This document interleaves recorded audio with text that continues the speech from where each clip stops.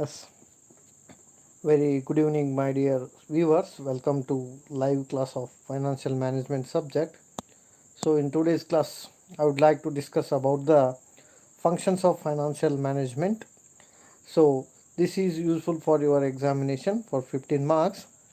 So, this question is asked two way. Okay, one is functions of management or else functions of a manager ಅಂತ ನಾವಲ್ಲಿ ಕರಿತೀವಿ. ಇದನ್ನ ಎರಡು ರೀತಿ question ಕೇಳ್ತಾರೆ ನಿಮ್ಮ ಎಕ್ಸಾಮಿಗೆ. ಒಂದು ಫಂಕ್ಷನ್ಸ್ ಆಫ್ ಮ್ಯಾನೇಜರ್ ಅಂದ್ರೆ ನಿರ್ವಹಣೆದಾರನ ಕಾರ್ಯಗಳು ಅಂತ ಕರೀತಾರ, ಅಥವಾ ಇನ್ನೊಂದೇನ್ರಿ ನಿರ್ವಹಣೆಯ ಕಾರ್ಯಗಳು ಅಂತ ನಾವಲ್ಲಿ ಕರಿತೀವಿ. So either they will ask as a functions of management or else functions of a manager.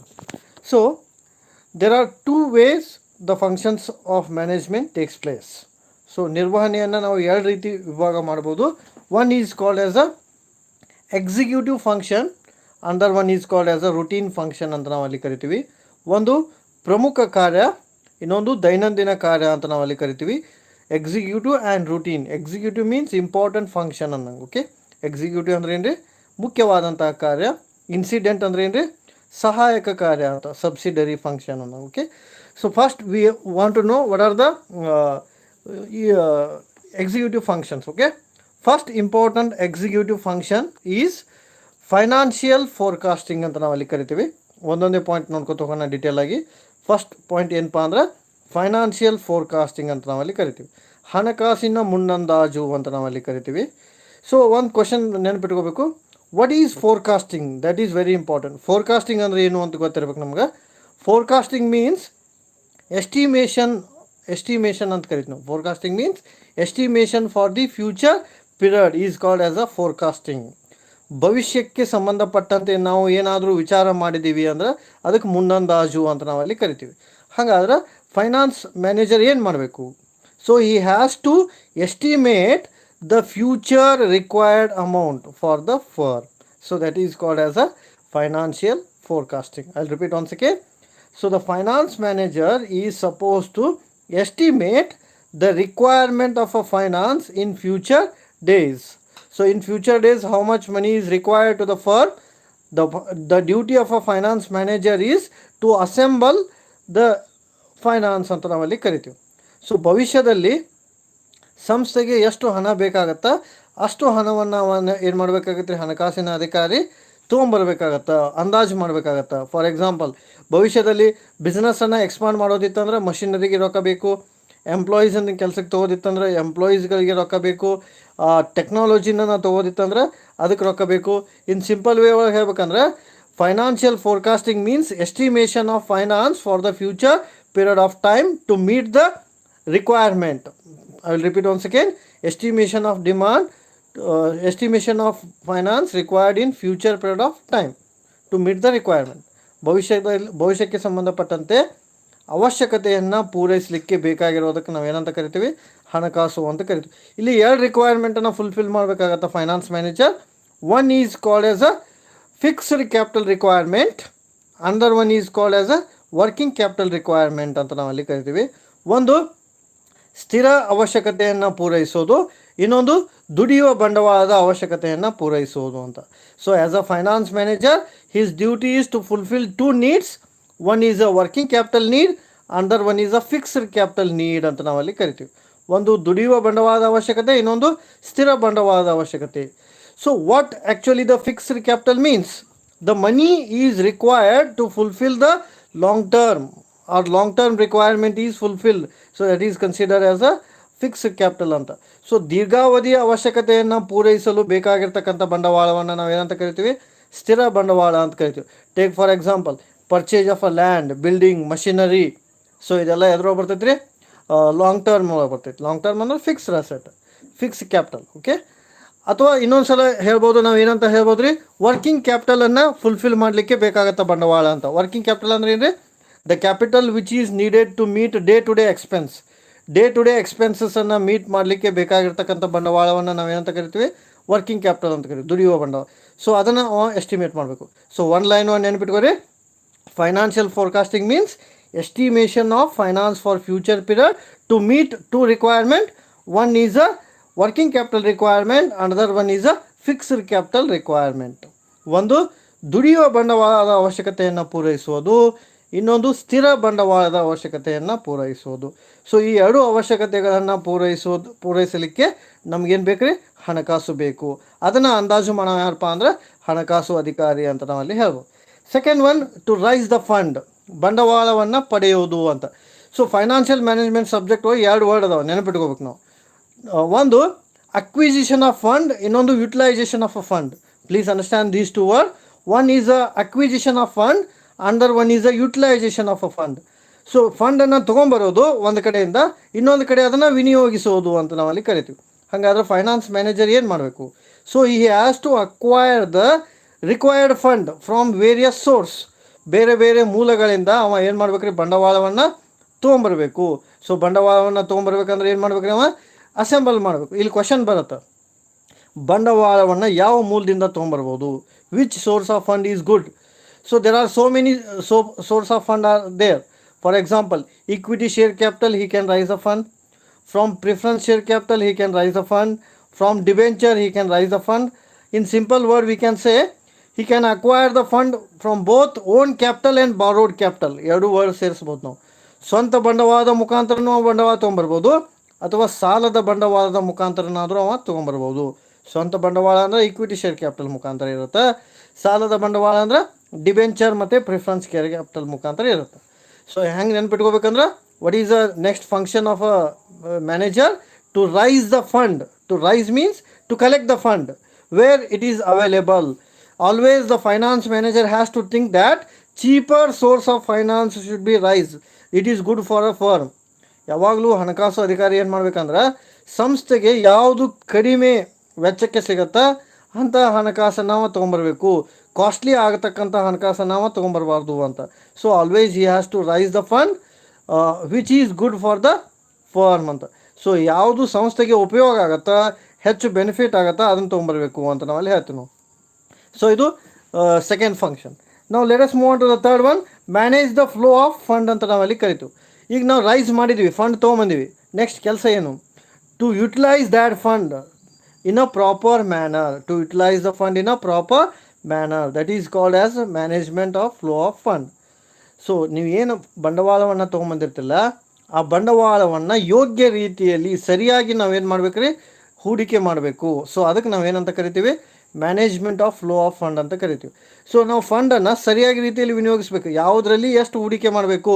For example, ಈಕ್ವಿಟಿಯಿಂದ ಎಷ್ಟಿರಬೇಕು, ಪ್ರಿಫರೆನ್ಸ್ನಿಂದ ಎಷ್ಟಿರಬೇಕು, ಡಿಬೆಂಚರ್ನಿಂದ ಎಷ್ಟಿರಬೇಕು, ವರ್ಕಿಂಗ್ ಕ್ಯಾಪಿಟಲ್ ಒಳಗೆ ಎಷ್ಟಿರಬೇಕು, ಫಿಕ್ಸ್ಡ್ ಕ್ಯಾಪಿಟಲ್ ಒಳಗೆ ಎಷ್ಟಿರಬೇಕು, ಹಿಂಗೆ ಬೇರೆ ಬೇರೆ ರೈಸ್ ಮಾಡೋದು ಅವನ ಕೆಲಸ ಅಂತ ಹೇಳ್ಬೋದು. ಯಾರ ಕೆಲಸ ಇದು?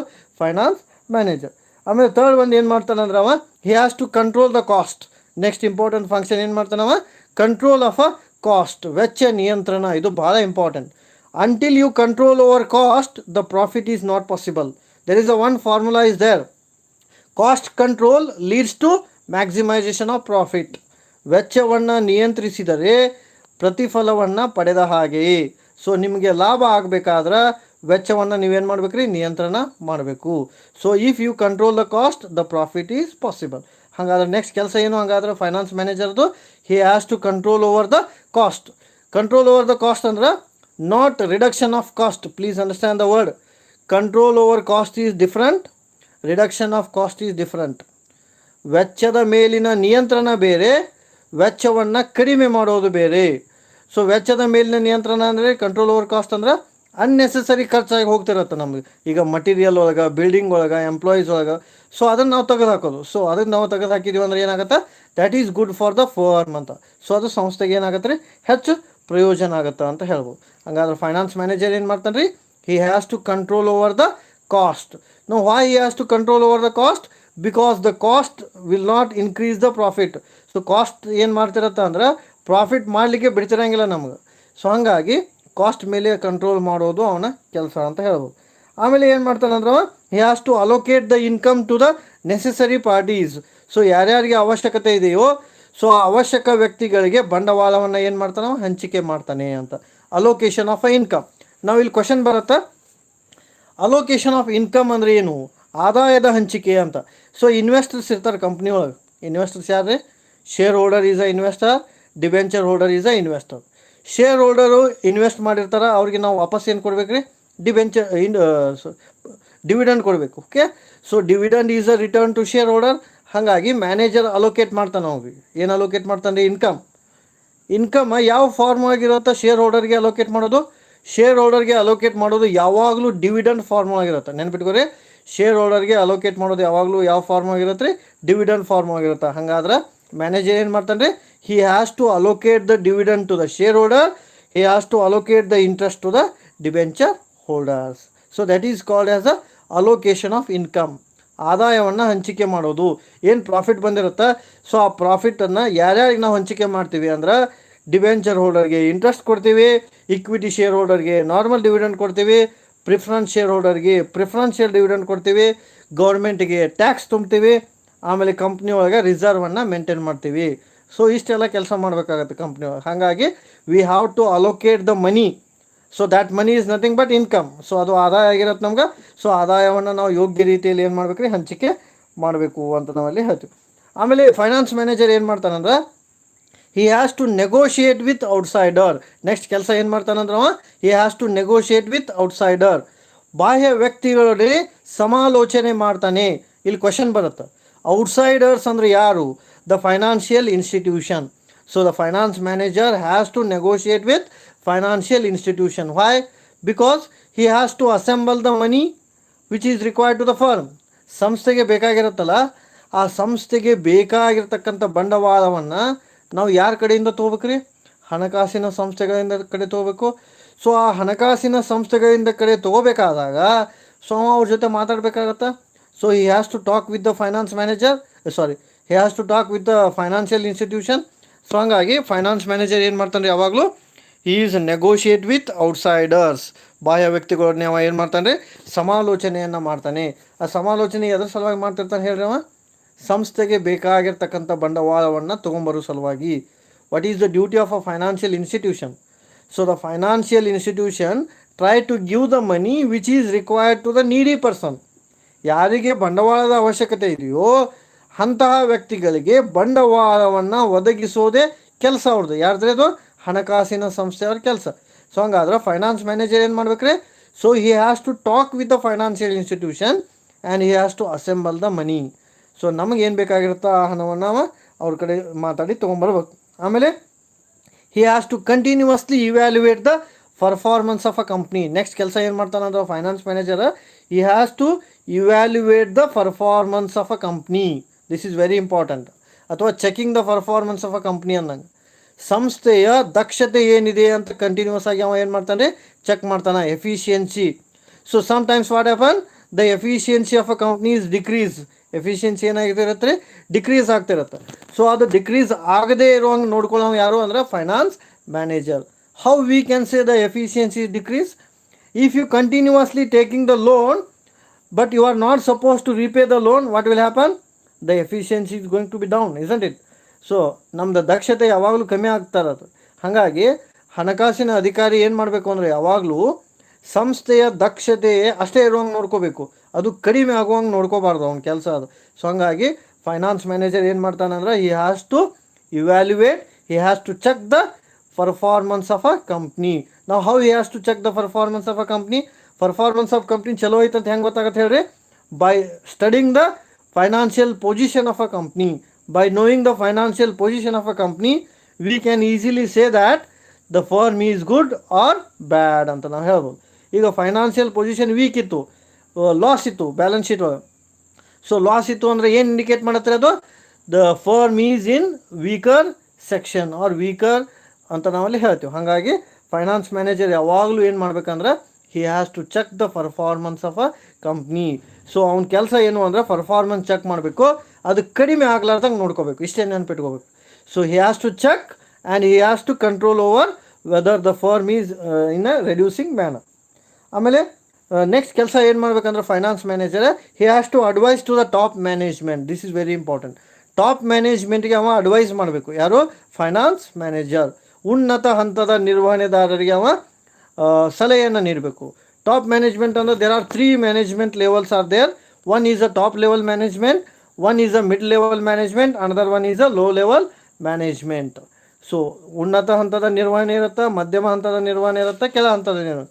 ಸೊ ಹಂಗಾಗಿ ಫೈನಾನ್ಸ್ ಮ್ಯಾನೇಜರ್ ಟಾಪ್ ಲೆವೆಲ್ದವ್ರ ಜೊತೆ ಮಾತಾಡಬೇಕು. ಅಂದರೆ ಯಾರ ಜೊತೆ ಮಾತಾಡ್ಬೇಕ್ರಿ? ಮ್ಯಾನೇಜಿಂಗ್ ಡೈರೆಕ್ಟರ್ ಜೊತೆ ಮಾತಾಡಬೇಕು, ಅಥವಾ ಜನರಲ್ ಮ್ಯಾನೇಜರ್ ಜೊತೆ ಮಾತಾಡಬೇಕು, ಅಥವಾ CEO ಜೊತೆ ಮಾತಾಡಬೇಕು, ಚೀಫ್ ಎಕ್ಸಿಕ್ಯೂಟಿವ್ ಆಫೀಸರ್ ಅಥವಾ ಬೋರ್ಡ್ ಆಫ್ ಡೈರೆಕ್ಟರ್ ಅಥವಾ ಚೇರ್ಮನ್ ಇಂಥವ್ರ ಜೊತೆ ಮಾತಾಡಬೇಕು. ಸೊ ಎದಕ್ಕೆ ಮಾತಾಡಬೇಕು ಅಂದ್ರೆ how much money is required, so he has to take from others, isn't it? ಬೇರೆದವ್ರ ಕಡೆಯಿಂದ ತೊಗೊಂಬರ್ಬೇಕಾಗಿರುತ್ತೆ ಅವ್ನು ಫೈನಾನ್ಸ್ ಮ್ಯಾನೇಜರ್. ಹಾಗಾಗಿ ಅವ ಯಾರ ಜೊತೆ ಮಾತಾಡ್ಬೇಕ್ರಿ? ಟಾಪ್ ಲೆವೆಲ್ ಮ್ಯಾನೇಜ್ಮೆಂಟ್ ಜೊತೆ ಮಾತಾಡಬೇಕು. ಅವ್ರು ಏನು ಹೇಳ್ತಾರಲ್ಲ ಆ ಡಿಸಿಷನನ್ನು ನಾವು ನಡೆಸ್ಬೇಕಾಗತ್ತೆ. ಹಾಗಾಗಿ ಫೈನಾನ್ಸ್ ಮ್ಯಾನೇಜರ್ನ ಕೆಲಸ ಏನು ಅಂದ್ರೆ ಅವ್ರ ಜೊತೆ ಕರೆಕ್ಟಾಗಿ ನೆಗೋಷಿಯೇಟ್ ಮಾಡಬೇಕು. ಇವೆಲ್ಲ ಏನು ರೀ ಇಂಪಾರ್ಟೆಂಟ್ ಫಂಕ್ಷನ್ ಇವು. So these are the important functions perform by the finance manager. ಅಂದರೆ ಏನೇನು ನೋಡಿರಿ, ಸಿಂಪಲ್ ಲ್ಯಾಂಗ್ವೇಜ್ ಒಳಗೆ ನೆನ್ಪಿಟ್ಕೋಬೇಕಂದ್ರೆ ಎಸ್ಟಿಮೇಟ್ ಮಾಡ್ಬೇಕು ಅವ್ನು ಫೈನಾನ್ಸ್ ಎಷ್ಟು ಬೇಕು ಅಷ್ಟು. ನೋಡಿ ಸಿಂಪಲ್ ಲ್ಯಾಂಗ್ವೇಜ್ ಒಳಗೆ ಹೇಳ್ತಾನೆ ನಿಮ್ಗೆ, he has to estimate how much money is required in future days. ಭವಿಷ್ಯದಲ್ಲಿ ನಮಗೆ ಎಷ್ಟು ರೊಕ್ಕ ಬೇಕು ಅಂತ ಪ್ರೆಡಿಕ್ಟ್ ಮಾಡಬೇಕು, ಇದು ಒಂದೇ ಕೆಲಸ.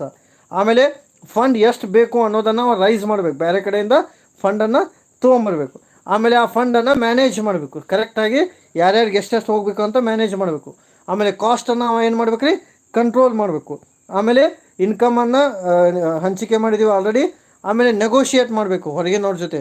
ಹೊರಗಿನವ್ರು ಅಂದರೆ ಯಾರು? ಫೈನಾನ್ಷಿಯಲ್ ಇನ್ಸ್ಟಿಟ್ಯೂಷನ್ನವ್ರ ಜೊತೆ ಮಾತಾಡಬೇಕು.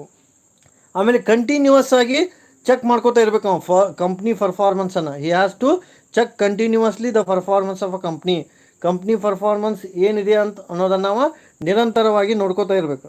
ಆಮೇಲೆ ಟಾಪ್ ಮ್ಯಾನೇಜ್ಮೆಂಟ್ಗೆ ಅಡ್ವೈಸ್ ಮಾಡಬೇಕು. ಇವೆಲ್ಲ ಏನು ರೀ important functions of a manager. ಈಗ ನೆಕ್ಸ್ಟ್ ನೋಡೋಣ ನಾವು ಸೆಕೆಂಡರಿ ಫಂಕ್ಷನ್ಸ್ ಯಾವುವು ಅಂತ. ಇದು 15 ಕ್ವಶನ್ ಇದೆ ನಿಮ್ಗೆ. ಸೆಕೆಂಡರಿ ಫಂಕ್ಷನ್ ಅಂದರೆ ದ್ವಿತೀಯ ಕಾರ್ಯಗಳು ಅಂತ. ಸೊ ಸೆಕೆಂಡರಿ ಫಂಕ್ಷನ್ ಏನು ಮಾಡ್ತಾನೆ ಅಂದ್ರೆ first he has to make the record keeping and maintaining the books of account.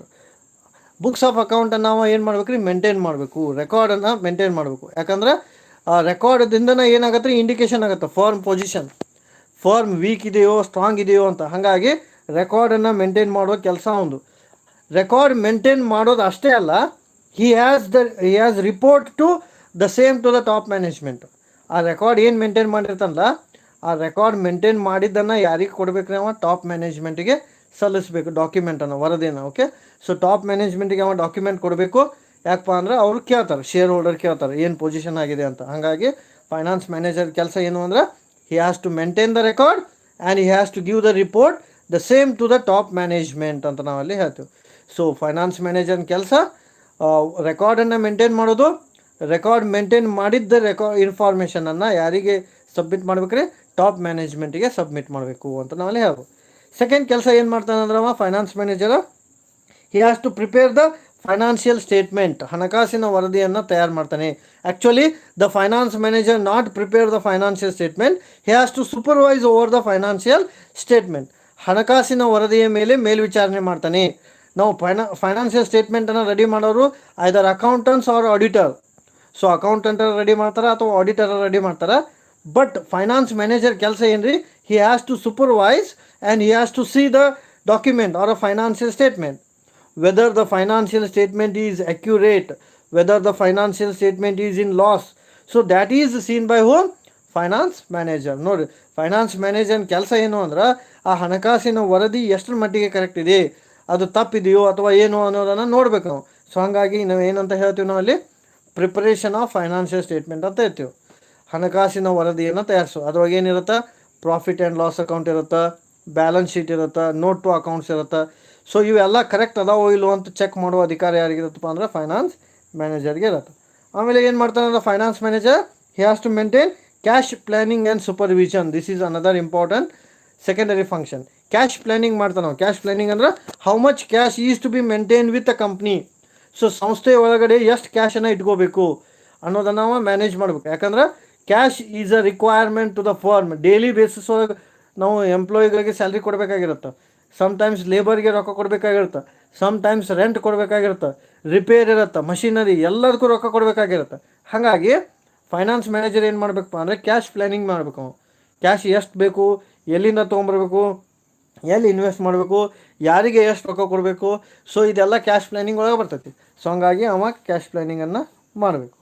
ಆಮೇಲೆ ಕಂಟಿನ್ಯೂಸ್ ಆಗಿ ಅದ್ರ ಮೇಲೆ ಸೂಪರ್ವಿಷನ್ ಕೂಡ ಇರಬೇಕು ಅವ. ಆಮೇಲೆ ನೆಕ್ಸ್ಟ್ ಏನಪ್ಪ ಅಂದರೆ credit management. This is also another function of a finance manager. Credit management and cash management ಎರಡು ವರ್ಡ್ ಭಾಳ ಮುಖ್ಯ ಅದಾವ. Cash management is different, credit management is different. Cash management ಅಂದರೆ ನಾವು ಏನು ಹಣ ಕೊಟ್ಟಿರ್ತೀವಲ್ಲ ಅದರ ನಿರ್ವಹಣೆ. ಕ್ರೆಡಿಟ್ ಅನ್ನೋ ಸಾಲ. Sometimes what happen, we are taking the money on the basis of credit ಮೂಲಕ ನಾವು ರೊಕ್ಕ ತೊಗೊಂಬಂದಿರ್ತೀವಿ ಒಂದು. Or else we are suppose to give the credit to someone, ನಾವು ಬೇರೆದವ್ರಿಗೆ ಕೊಟ್ಟಿರ್ತೀವಿ, ಅದಕ್ಕೂ ಕೂಡ ಕ್ರೆಡಿಟ್ ಅಂತ ಕರಿತೀವಿ. ಸೊ ಹಂಗಾಗಿ ಫೈನಾನ್ಸ್ ಮ್ಯಾನೇಜರ್ ಏನು ಮಾಡಬೇಕಂದ್ರೆ he has to maintain the credit because the firm should not be in a huge loss ಆಗಬಾರ್ದು ಫರ್ಮ್ಗೆ. ಹಾಗಾಗಿ ಕ್ರೆಡಿಟನ್ನು ಕರೆಕ್ಟಾಗಿ ಮ್ಯಾನೇಜ್ ಮಾಡಬೇಕವ. ಸಾಲ ಉದ್ರಿ ಯಾರಿಂದ ತೊಗೊಂಬಂದೀವಿ, ಎಷ್ಟು ತೊಗೊಂಬಂದೀವಿ, ಸೊ ಅದ್ರ ಮೇಲೆ ಅವ ಏನು ಮಾಡ್ಬೇಕ್ರಿ, ನಿಯಂತ್ರಣವನ್ನು ಹೊಂದಿರಬೇಕು. ಯಾರು ನಿಯಂತ್ರಣ ಹೊಂದಿರ್ಬೇಕ್ರಿ? Finance manager. ಆಮೇಲೆ ಏನು ಮಾಡ್ತಾನಂದ್ರೆ last one, safe custody of records or safe custody of financial securities ಅಂತ ನಾವಲ್ಲಿ ಕರಿತೀವಿ. ಫೈನಾನ್ಷಿಯಲ್ ಸೆಕ್ಯೂರಿಟಿ ನಾವು ಮೇಂಟೈನ್ ಮಾಡಬೇಕು ಸೇಫ್ ಆಗಿ ಅಂತ ನಾವಲ್ಲಿ ಕರಿತೀವಿ. ಸೇಫ್ ಕಸ್ಟಡಿ ಅಂದರೆ ಇದು ಸಂರಕ್ಷಣೆ ಅಂತ. ಇಲ್ಲೊಂದು ಕ್ವಶನ್ ಬರುತ್ತೆ, ಫೈನಾನ್ಷಿಯಲ್ ಸೆಕ್ಯೂರಿಟಿ ಅಂತ ಐತದ. ಫೈನಾನ್ಷಿಯಲ್ ಸೆಕ್ಯೂರಿಟಿ ಅಂದರೆ ಏನು ರೀ? Shares, debentures, bonds. So shares, debentures, bonds are the financial security.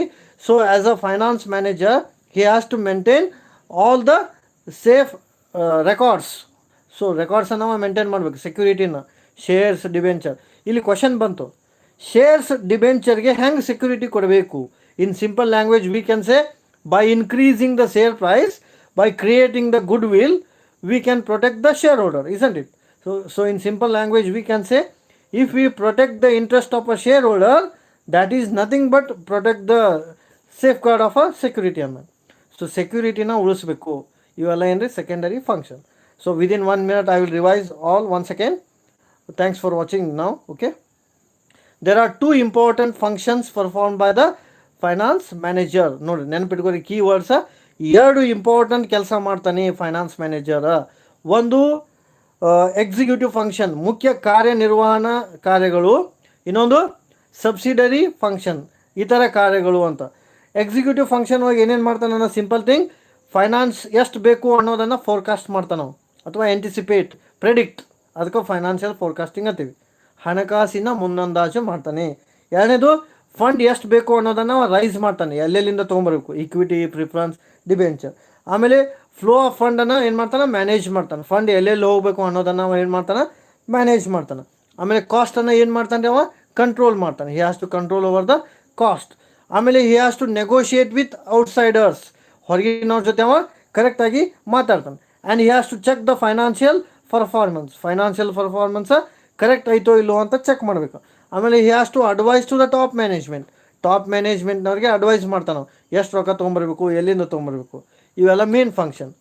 Secondary function ಏನು ಮಾಡ್ತಾನೆ ಅಂದ್ರೆ ಅವ record keeping and maintaining and ಈ submitting reporting to the top management. So record ಕೀಪಿಂಗನ್ನು ಮೇಂಟೈನ್ ಮಾಡ್ತಾನೆ, ರೆಕಾರ್ಡ್ಸನ್ನು ಮೇಂಟೈನ್ ಮಾಡ್ತಾನೆ. ಆಮೇಲೆ ರೆಕಾರ್ಡ್ ಮೇಂಟೈನ್ ಮಾಡಿದ ರಿಪೋರ್ಟನ್ನು ಯಾರಿಗೆ ಕೊಡ್ತಾನೆ ರೀ, ಟಾಪ್ ಮ್ಯಾನೇಜ್ಮೆಂಟ್ನವ್ರಿಗೆ ಕೊಡ್ತಾನೆ. ಆಮೇಲೆ ಫೈನಾನ್ಷಿಯಲ್ ಸ್ಟೇಟ್ಮೆಂಟ್ ರೆಡಿ ಆಗೈತೋ ಇಲ್ಲೋ ಅಂತ ಚೆಕ್ ಮಾಡ್ತಾನೆ. ಆಮೇಲೆ ಏನು ಮಾಡ್ತಾನೆ, cash planning, credit management, supervision, safeguard of a security. So these are all the functions perform by the finance manager. ನೋಡಿ ಈ ಕ್ವಶನ್ ಯಾವ ರೀತಿ ನೆನ್ಪಿಟ್ಕೋರಿ. ಒಂದು, either they will ask functions of a financial management or functions of a finance manager, ಎರಡಕ್ಕೂ ಒಂದೇ answer. ಹಣಕಾಸಿನ ನಿರ್ವಹಣೆಯ ಕಾರ್ಯಗಳು, functions of a financial management, ಅಥವಾ ಹಣಕಾಸಿನ ನಿರ್ವಹಣಾಧಿಕಾರಿಯ ಕಾರ್ಯಗಳು. Functions of a financial management ಬಂತಂದ್ರೆ ಆ್ಯಕ್ಟಿವಿಟಿ, ಮ್ಯಾನೇಜರ್ ಬಂತಂದ್ರೆ ಅದು ಏನ್ರಿ ಪರ್ಸನ್ ಅಂತ ಬರ್ತೈತಿ. Okay, manager is a person, management is a activity. Okay, so ಇವು ಎರಡು important functions. Okay, thanks for watching the video. So remaining part will take on next class. So do subscribe, watch and share so that you will get updated on subjects, commerce related subject. Thank you.